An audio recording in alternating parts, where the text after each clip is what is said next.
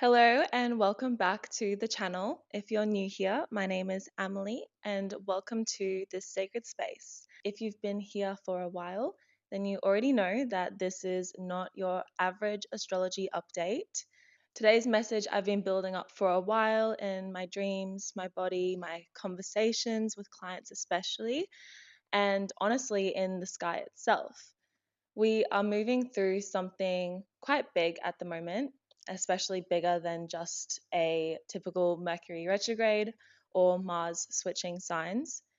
We're really in the thick of a spiritual pressure cooker right now, a foggy, emotional, and deeply karmic initiation. And so I want to speak to it from the soul, from the real sky above us, and from the truth behind the illusions. We are currently experiencing a rare and potent Piscean overload. In the actual stars above us in the true sidereal sky, we have the Sun, Mercury, Saturn, and Venus currently retrograde in Pisces. Mars did just move into Cancer on April the 3rd, adding to the very water heavy, emotionally charged atmosphere. And Mercury stationed direct in Pisces just a few days ago on April 7th after its retrograde journey. It brought us face to face with the spiritual confusion, mental fog, and really soul level truths. Now, to be clear, Saturn has been in Pisces for a while, so this is not new. But what is new is this combination of fast moving personal planets joining Saturn there, illuminating, stirring, and really triggering all the Piscean themes in real time. It's like Saturn has been building the foundation for a while, and now the spotlight is on.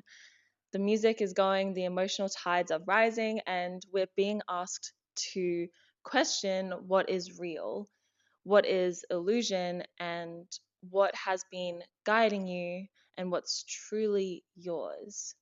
So, in this video, I especially really want to speak to you heart to heart because this isn't just about astrology, this is about discernment, sovereignty, illusion, grief, hope, and how we navigate these changing tides as spiritual beings living in a very confusing world. So, let's first talk about Pisces. Pisces is the final sign of the zodiac, the sacred dissolver, the dreamer, mystic, but also the fog, the addiction, the martyr, the confusion, and especially the fantasy world. Pisces is the constellation of undoing. It's where timelines collapse, where the ego softens, and where we face the infinite and sometimes get overwhelmed by it. It does rule spirituality, yes, but it also rules illusion. It rules grace, but also escapism. And with this many planets there right now, especially having Venus retrograde, we are all being called into deep emotional cleansing. So if you've been feeling more tired than usual, more sensitive, more uncertain, particularly about your reality and your purpose, your path, like your emotions are pulling you under or you don't quite know which way is up, please know that you're not alone and you're not broken. You're actually in alignment with the frequency of the moment, the real moment. Not the polished love and light narrative, but the gritty, soul stripping initiation that Pisces brings before a new cycle begins. And this is not supposed to be a time of clarity. Now is a very potent time of surrender. It's a time of sacred pause, and that's incredibly hard for our modern nervous systems that are so trained to perform, to push, and to achieve.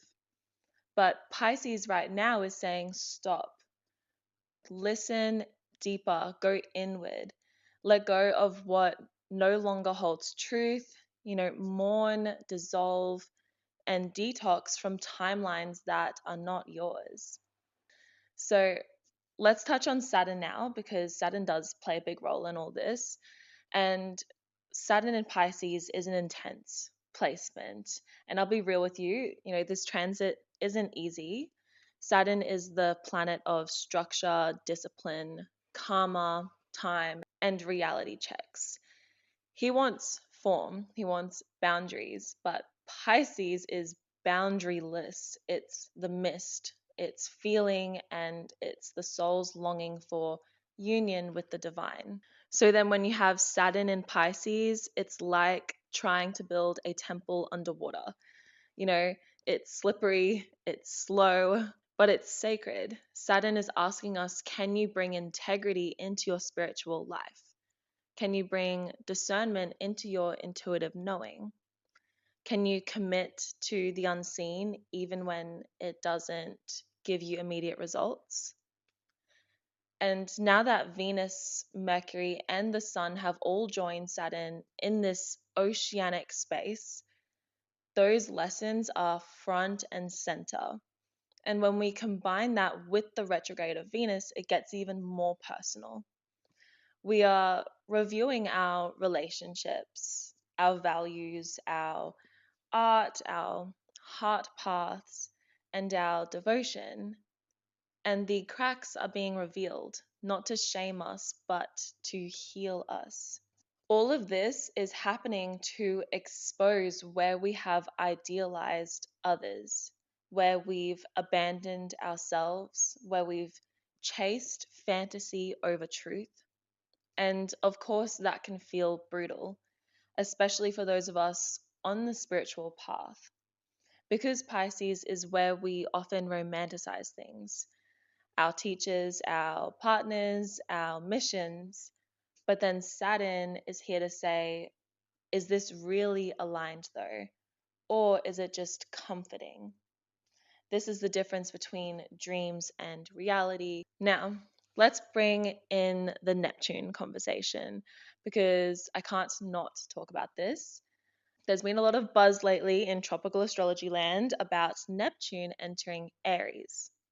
People posting all over social media talking about how we're stepping into a new spiritual era, a cycle of visionary action, fire, and initiation. But that's not true. Not if you're actually looking at the real sky. In the visible stars, Neptune is still in Pisces and will not enter until 2039. Yes, you heard that right, 2039. And I need to say this clearly because it matters. When astrologers claim that Neptune is in Aries, they're using a symbolic zodiac, a system that's disconnected from the astronomy of the moment. And while that might serve a certain kind of archetypal storytelling, it becomes deeply problematic when people are making life choices, spiritual decisions, and collective predictions based on something that isn't actually real. And is this not the lesson that those of us who are aligned are going through right now with all of this Piscean energy? Neptune is the planet of illusion, deception, and spiritual fog. So when Neptune is still in Pisces in the true sky, but people think that it's in Aries, that's the illusion inside the illusion. It's meta Neptunian, and it's dangerous because people start acting from a false sense of fire. They think it's time to launch, to lead, to rush, to take action, when actually we are still in the dissolution phase. We're not yet in the new cycle yet. We're in the cleansing, the grief, the letting go, the space between stories. When people move too quickly, too early, especially during a Piscean prominent time, they create spiritual bypassing, false light, inflated egos disguised as awakenings. And this has a ripple effect across communities, across timelines. We have to be grounded in truth. And the truth is that the sky doesn't lie. It's right there every night. And what it's showing us is that we are still deep in the waters, deep in the undoing, deep in the release of the old paradigm. And pretending we've already reached Aries fire is not only misleading, it's a kind of trauma response, a rush to action because stillness feels unsafe. But Pisces teaches us to be with the not knowing, to be in the water without needing to fix it, and to trust the tides. Okay, now let's turn to Mars entering Cancer, which happened on April 3rd.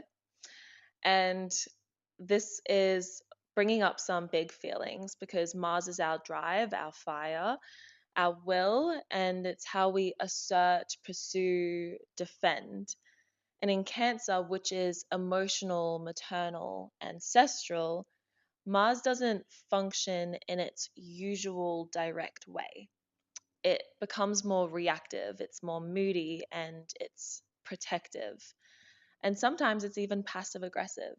So, what you might be feeling right now is a kind of sacred rage bubbling beneath the surface, especially tied to childhood wounds, feminine lineage trauma, and emotional safety. You might be more easily triggered, more defensive, more teary, and maybe you don't even know why, but it's the Mars in Cancer. And instead of judging it, I do invite you to honor it because this is a moment of emotional purification, a chance to feel what we've been suppressing, and a time to move energy through the body, not with control, but with compassion. This is also a deeply feminine Mars, not weak, but intuitive, protective, fierce in its softness. It's not about dominating, it's about defending, particularly defending what's sacred. So let your body speak, let the grief move, and let the anger inform you. The goal is not to bypass it, but to alchemize it. Okay, so what does this all have to do with the world stage today? Well, we are watching the unraveling of narratives on every level, and what we're seeing in the sky is mirrored in politics, media, tech, money, and the spiritual community itself. Confusion is being seeded, truth is being distorted, and the people who are still living in performance energy, even in spiritual spaces, are starting to crack. We are in a timeline bifurcation, a moment where we are being asked to choose truth or illusion, soul or spectacle, discernment or distraction. And that's why this update matters. Because when we know what the real sky is doing, when we stay anchored to the stars above, not just the narratives below, we reclaim our sovereignty. Okay, so how do we navigate this time? How do we move through the fog, the grief, the undoing without losing ourselves? It starts with devotion, with slowing down, with tuning in, and with cleansing your field, with naming what's no longer true for you, even if it once was. And it means asking yourself, where am I living from illusion? Where am I being seduced by performance, mine or someone else's? And where am I chasing clarity when I'm actually meant to be feeling?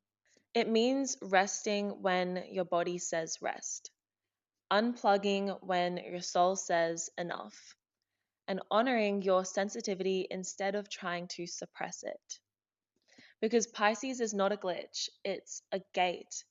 It's the space between, the liminal, the sacred womb of rebirth. And if you need support in this moment, if you're in a place where you're questioning everything, feeling more open than ever, but also unsure how to move forward, I want you to know that you're not alone. And in fact, my calendar is open right now for one on one astrology sessions which are always rooted in the real sky, guided by soul and held with devotion. These sessions are not just about charts, they're about deep remembering, about reconnecting with your blueprint, your body, and your inner knowing. So you can book through my website, which is linked below in the description, and I would be honored to read your stars for you.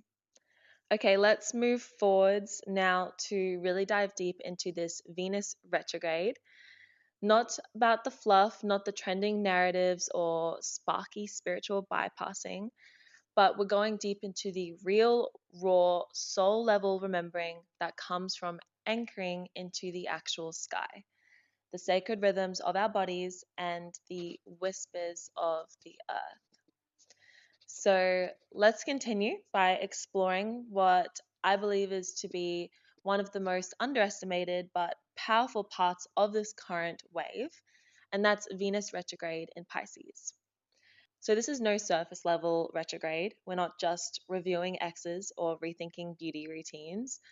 Venus retrograde in Pisces is pulling us deep into the collective and personal underworld of love, value, and devotion, as well as embodiment. And it's not just about romance, it's about our entire relational field. So, how we connect with others, with spirit, with money, with art, and most of all, with ourselves. Venus in Pisces wants divine union. She wants to merge with the sacred. But during the retrograde, especially with Saturn close by, all the illusions that we've built around love, all the projections, the fantasies, the spiritualized codependency begin to crack. So, what's rising for so many of us right now is grief. The grief of realizing how much we've sacrificed ourselves in the name of love. The grief of seeing how often we've performed care, given our power away, or stayed attached to someone else's potential because it was more comforting than being alone.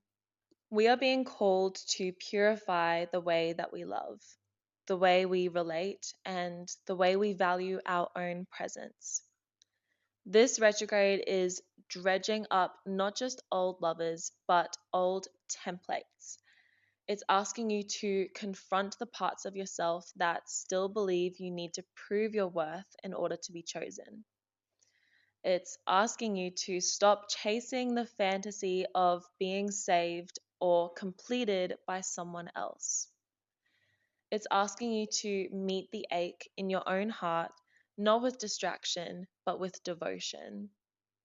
And also remember that Venus does rule money as well as worth. So this transit is showing us the distortions that we carry around value, especially in the spiritual place. So many women I know are reevaluating their pricing, their offers, their relationship to receiving, because Pisces is not about transactional worth.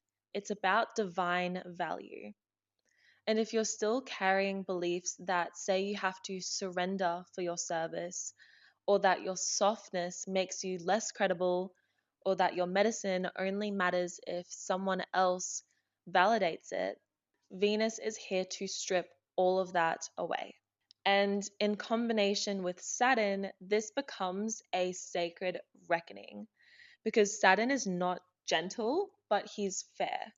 He wants integrity. So the question becomes, are your values aligned with your actions? Is your love rooted in truth or in self abandonment? Are your creations coming from your soul or from performance? Are you pricing, sharing, expressing, and embodying your feminine from a place of deep self worth or from a need to be palatable, accepted, or chosen? And this is all happening collectively too. We are witnessing the collapse of performative spirituality, the exposure of false twin flame templates, the death of aesthetic priestess personas that was built for algorithms, not altars.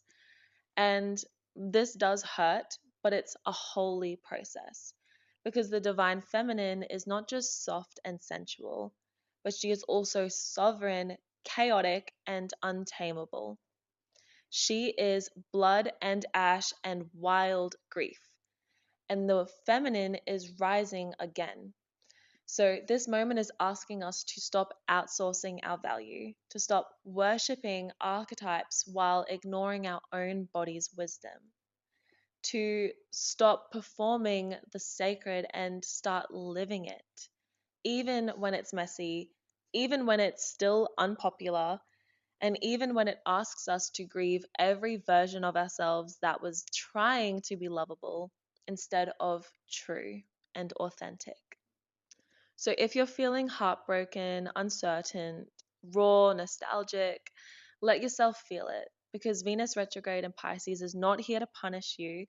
She's here to clear the path back to yourself. She's here to help you remember that you are not here to be chosen. You are here to choose yourself again and again until the world remembers how to mirror that love back to you. Now, I know that many of you are wondering, when does this shift? When do things start to make sense again? And when do we get our clarity back, our drive, and our energy? And the truth is, not yet, but soon. We're still in the thick of it. The sun is still in Pisces. We are still dissolving, still dreaming, still letting go, and completing the karmic story that this last zodiacal season is holding. The real Aries rebirth, the one that takes place in the true sidereal sky, is still to come. It's just on the horizon, but not here yet. And if you try to rush it, you risk building on unstable ground. Pisces is the void before the spark, it's the womb before the birth. And it's so important that we honor this liminal space instead of resisting it. This is a moment of deep spiritual gestation, of composing and releasing attachments to timelines and identities that no longer fit, of making peace with what's ending, even if it never gave us closure. So, if you're not ready to start something new, if you're feeling called to rest instead of rise, just trust that. Because the fire is coming, but your soul knows that it needs water first. It needs time and presence. And on a somatic level, this energy is exhausting. Our bodies are processing lifetimes right now, and our dreams are vivid, our nervous system's overloaded.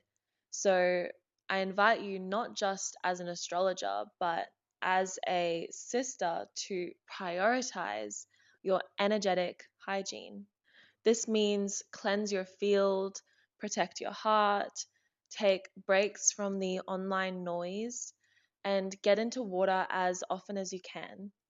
Journal, pray, sleep, unplug, and remember that your body is your temple, and this temple is being rewired.